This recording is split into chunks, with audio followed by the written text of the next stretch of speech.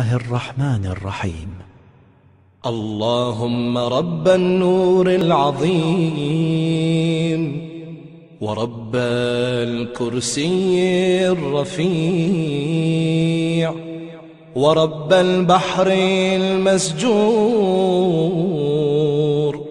ومنزل التوراة والإنجيل والزبور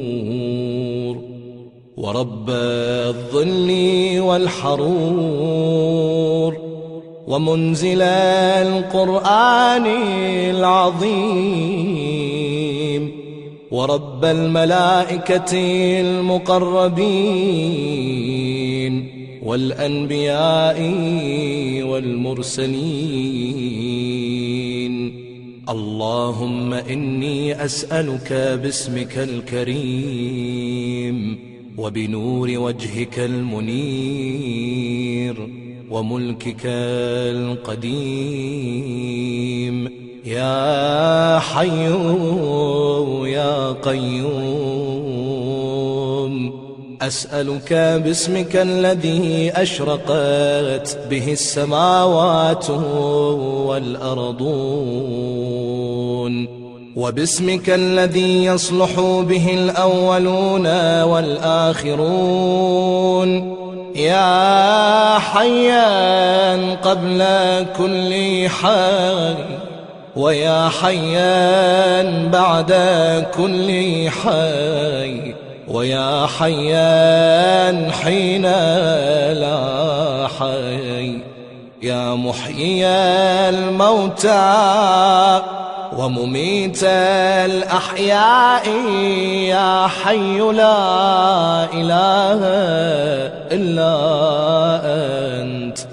اللهم بلغ مولانا الإمام الهادي المهدي القائم بأمرك صلوات الله عليه وعلى آبائه الطاهرين، عن جميع المؤمنين والمؤمنات في مشارق الأرض ومغاربها، سهلها وجبلها وبرها وبحرها، وعني وعن والدي من الصلوات زنة عرش الله ومداد كلماته وما أحصاه علمه وأحاط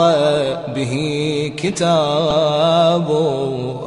اللهم إني أجدد له في صبيحة يومي هذا وما عشت من أيامي عهدا وعقدا وبيعة له في عنقي، لا أحول عنها ولا أزول أبدا. اللهم اجعلني من أنصاره وأعوانه والذابين عنه والمسارعين إليه في قضاء حوائجه والممتثلين لأوامره والمحامين عنه والسابقين إلى إرادته والمستشهدين بين يديه. اللهم إن حال بيني وبينه الموت الذي جعلته على عبادك حتما مقضيا، فأخرجني من قبري مؤتزرا كفني شاهرا سيفي مجردا قناتي ملبيا دعوة الداعي في الحاضر والبادي. اللهم أرني الطلعة الرشيدة والغرة الحميدة، واكحل ناظري بنظرة مني إليه، وعجل فرجه وسهل مخرجه، وأوسع منهجه، واسلك بي محجته، وأنفذ أمره واشدد أزره، واعمر اللهم به بلادك، وأحي به عبادك. فإنك قلت وقولك الحق، ظهر الفساد في البر والبحر بما كسبت أيدي الناس، فأظهر اللهم لنا وليك